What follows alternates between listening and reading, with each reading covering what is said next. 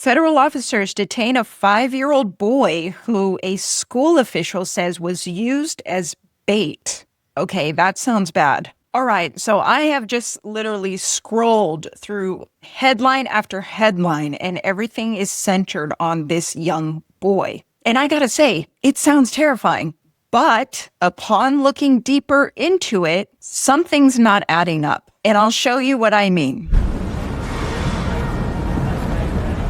If you don't know that much about this story yet, let me give you just a little introduction on this CNN report. This is 5-year-old Liam Conejo Romas being taken by ICE agents in his family's driveway after getting home from preschool on Tuesday. Now, what exactly led up to this moment is in dispute tonight. Here's what the Department of Homeland Security is saying, that they were targeting the boy's father, who is from Ecuador. But when ICE agents approached them in the driveway, DHS says the dad took off and, quote, fled on foot, abandoning his child. The father was eventually apprehended and both were taken into custody together, the father and the son. The school district released a video of that moment showing the chaotic scene that many people in Minneapolis say has become all too familiar since those 3,000 federal immigration agents have arrived in their city.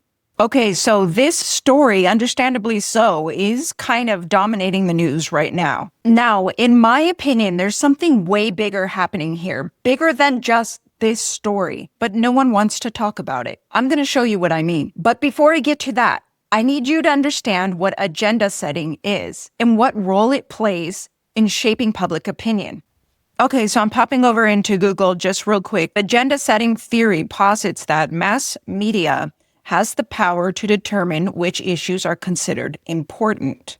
This theory suggests media doesn't tell us what to think, but rather what to think about. In a nutshell, agenda setting just means that the media amplifies a particular topic or story, and because they amplify it, the public perceives it as being very urgent, very important, and it keeps it top of mind. Okay, so just look at some of these headlines. 5-year-old boy taken by ICE. The abhorrent power of the photograph of a 5-year-old held by ICE. 5-year-old asylum seeker detained as ICE expands enforcement in Minnesota. Federal officers detain a 5-year-old boy. ICE detains 4 children from Minnesota, including 5-year-old. And it goes on and on and on. This right here is a perfect example of agenda setting. But wait, now, ICE did make a statement about this. They essentially said, "You're lying for clicks yet again. ICE did not and has never used a child as bait. The child was abandoned." As agents approached the driver, Adrian fled on foot, abandoning his child. For the child's safety, one of our ICE officers remained with the child while the other officers apprehended.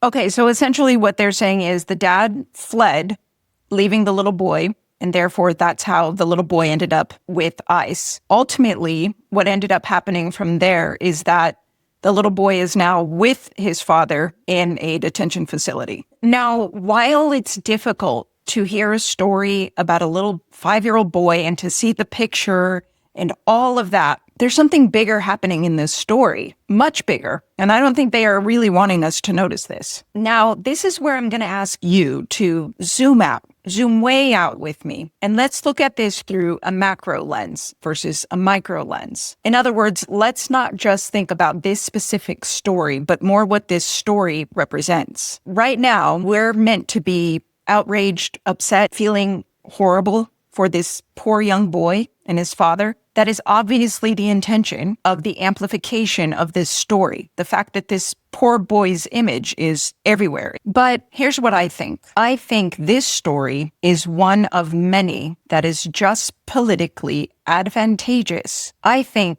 this story is being used, and this boy is actually being exploited for political gain. I'm not sure that the media and the Democrats actually care as much as they're putting on a show that they care. Now, I'm going to back this up, and I'm going to tell you why I think that. So let's go back to 2023. Thank you, Mr. Chairman. Ms. Marcos, can I just start with you? You testified a moment ago to Senator Butler that every child gets a Know Your Rights presentation. Is that correct? That is correct. Is that before or after you release them to labor traffickers? Senator, every child that comes into our care gets a Know Your Rights presentation, as well as... Have you read these New York Times reports, these stories, the series of stories the New York Times has done on the children who are in your care? Have you read them? Yes, I have. Have you read that children are scrubbing dishes? They are operating heavy machinery. They are delivering meals. They are harvesting coffee. They are working construction. They are working as housekeepers. They are working overnight shifts at plants where they are not paid. They are not going to school. They are not cared for. They are not giving meals. Almost all of it illegally. Are you aware of that? That's a yes or no. Yes. Do the Know Your Rights presentation help them in those situations? Senator, ORR... That's a yes or no, I think. Do you really think that you're helping these children by releasing them to labor traffickers and, yes, sex traffickers? 85,000 children whom you have no contact with, and your answer is we gave them a presentation before we turned them over to these people who are exploiting them on a scale not seen in this country for 100 years, a century. A century. It's a disgrace in the United States of America.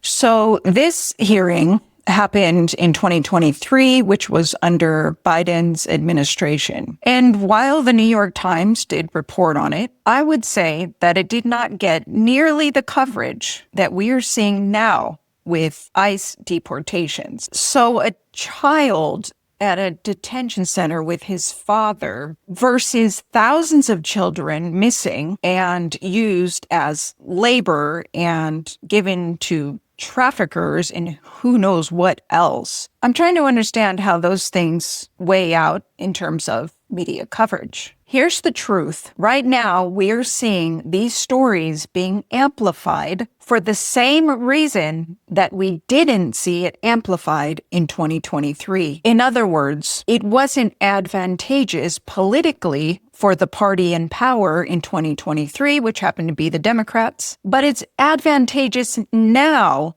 for it to be amplified because the Democrats are not in power. And again, this is an election year. Do you see how all of these pieces come together? So here's the thing. Too many of these stories have already been debunked, or a lot of times you read the headline and it sounds terrifying, and then you go in and you read in the interior of the article and you see, actually, it's not the way the headline made it sound. This is something that is happening over and over again. This isn't me saying that there aren't instances where maybe ICE is wrong. Of course, that is a possibility. But guys, what we're seeing here is propaganda.